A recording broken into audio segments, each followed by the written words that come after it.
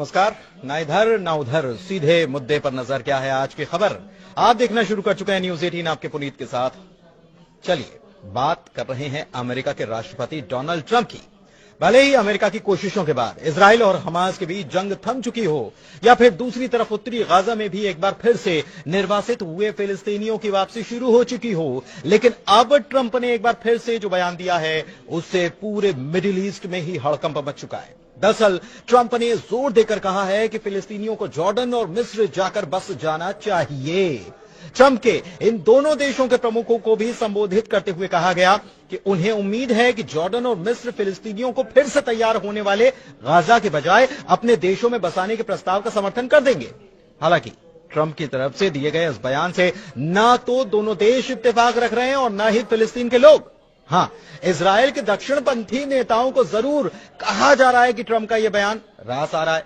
सबसे बड़ी बात यह है कि ट्रंप ने यह बयान देते हुए अमेरिका की तरफ से जॉर्डन और मिस्र को दी जाने वाली मदद की दुहाई तक दे डाली है और कॉन्फिडेंस दिखाते हुए कहा है कि वे ऐसा ही करने वाले हैं क्योंकि हम उनके लिए बहुत कुछ करते हैं और वे ऐसा करने वाले हैं।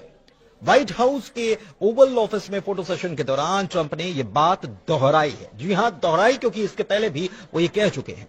या हम इसे इस तरीके से समझ सकते हैं कि ट्रंप इन देशों पर अपने एहसान की याद दिलाते हुए कहना चाहते हैं कि उन्हें ऐसा करना ही चाहिए।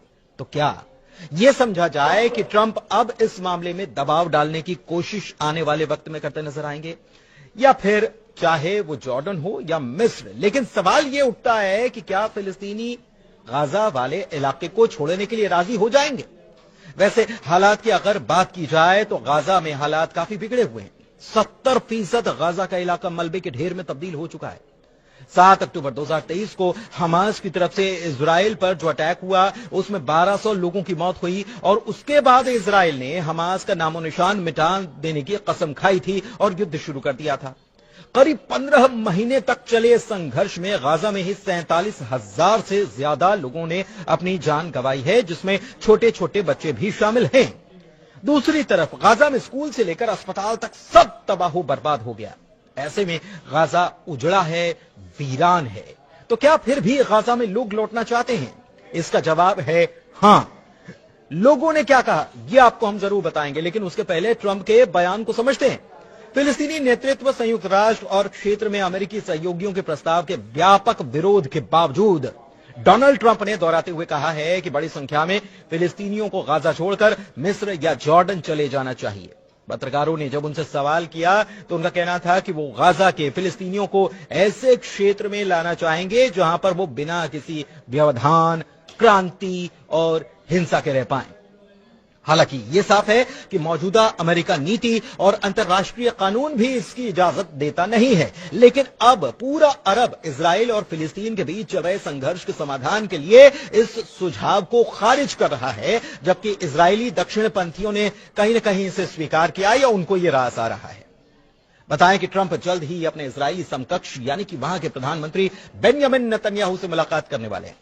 ट्रंप के अमेरिका की कमान संभालने के बाद किसी राष्ट्राध्यक्ष की उनसे पहली मुलाकात होगी। ट्रंप का कहना है कि जब गाजा पट्टी पर नजर डाल दी जाती है तो यहां के हालात भी नजर आते हैं और ये बताते हैं कि कई सालों से ये किसी नर्क से कम नहीं है। ट्रंप का कहना है कि उस पट्टी पर अलग अलग सभ्यताएं रही हैं, ये यहीं से शुरू नहीं हुआ, इसकी शुरुआत हजारों साल पहले हुई थी। इशारा 3000 साल पहले का था, जिसके बारे में आगे जिक्र होगा। उन्होंने ये कहा कि इसके साथ ही हमेशा इसकी हिंसा से इसका जुड़ाव रहा है। आप ऐसे क्षेत्र में रहने वाले लोगों को पा सकते हैं जो बहुत अधिक सुरक्षित हैं, शायद बहुत बेहतर हैं और शायद बहुत अधिक आरामदायक है। इतना ही नहीं, ट्रंप की तरफ से यह भी दावा किया गया कि रविवार को मिस्र के राष्ट्रपति अब्देल फतह अल सीसी और जॉर्डन के राजा अब्दुल्ला से उन्होंने बात की थी और जोर देकर कहा था कि सहमति इस पर बन जाए, सहमत हो जाएंगे। हालांकि आपको बताएं कि अम्मान और काहिरा दोनों अब तक इस बात पर अड़े हैं कि ट्रंप का सुझाव गैर स्टार्टर है। मिस्र की मीडिया में मंगलवार को जो खबरें आई उसमें यह दावा किया गया था कि सीसी ने ट्रंप से बात ही नहीं की। उधर गाजा की बात करें तो यहां का 70% बुनियादी ढांचा मटिया मेट हो चुका है। 2.3 मिलियन आबादी गहरे संकट में है। 15 महीनों में 47,000 लोगों की मौत हो चुकी है और 90% लोगों को अपने घरों से विस्थापित होना पड़ा है।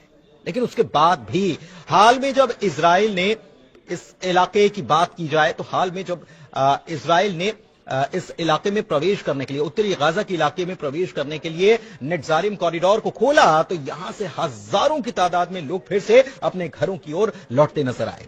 लेकिन दूसरी ओर टाइम्स ऑफ इजराइल की तरफ से खबर सामने आई और इस खबर के मुताबिक सुरक्षा कैबिनेट के मंत्री ने अपना नाम न बताने की शर्त पर यह बताया कि ट्रंप की तरफ से यह बयान शायद इसीलिए आया ताकि इजरायली प्रधानमंत्री बेंयामिन नेतन्याहू की इजराइल में मजबूती और कुर्सी दोनों बरकरार रह सके। उनकी सरकार के ऐसे सहयोगी जो कि बंधकों के रिहाई और युद्ध विराम समझौते के बाद गठबंधन को अस्थिर कर चुके हैं, वो एक बार फिर से उनके ही पाले में आ जाएं।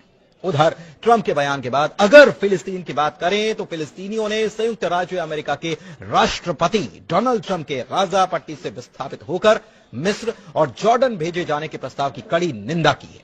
वो कह रहे हैं कि हम इस बात पर जोर देते हैं कि फिलिस्तीनी लोग कभी भी अपनी जमीन या अपने पवित्र स्थानों को छोड़ेंगे नहीं और हम 1948 और 67 की आपदाओं की पुनरावृत्ति की अनुमति भी नहीं देंगे। हम लोग दृढ़ रहेंगे, अपनी मातृभूमि नहीं छोड़ेंगे। लेकिन दूसरी तरफ इजरायली मीडिया ने बताया है कि मध्यस्थों ने युद्ध विराम वार्ता के दूसरे चरण पर शुरुआती काम शुरू कर दिया है, जो मार्च की शुरुआत में लागू होने वाला है। समझौते के महत्वपूर्ण अगले चरण के दौरान इजराइल के गाजा से पूरी तरह से हटने की उम्मीद है और हमास के निशस्त्रीकरण की उम्मीद है, लेकिन इसे लेकर जानकारियां कुछ साफ नहीं है। वैसे इससे पहले आपको याद होगा कि कुछ वक्त पहले इजराइल की तरफ से एक मैप जारी किया गया था और इजराइल के मैप से अरब देशों के हुक्मरानों के जिस्म में आग सी लग गई। इजराइल के इस प्लान से ऐसा भी नहीं कि अरब मुल्क पहले से अनजान थे, लेकिन अब तो उसने मैप जारी करके खुलेआम ग्रेटर इजराइल बनाने का ऐलान कर दिया है। दरअसल इजरायली शासन की तरफ से अरब मुल्कों को मैसेज देते हुए एक मैप जारी किया गया जिसमें लेबनान, जॉर्डन, सीरिया, इराक, फिलिस्तीन, मिस्र और यहां तक कि सऊदी अरब तक के इलाकों को शामिल किया गया है। इस पूरे प्लानिंग का नाम है the greater Israel plan. Israel के विदेश मंत्रालय ने सोशल मीडिया पर एक पुराना नक्शा जारी किया और यह कहा कि वो इजराइल को ग्रेटर इजराइल बनाने के लिए प्रतिबद्ध हैं। ग्रेटर इजराइल का मतलब अब अखंड इजराइल से है, जिसमें लेबनान, जॉर्डन, सीरिया, इराक, फिलिस्तीन, मिस्र और सऊदी अरब के कई इलाके शामिल हैं।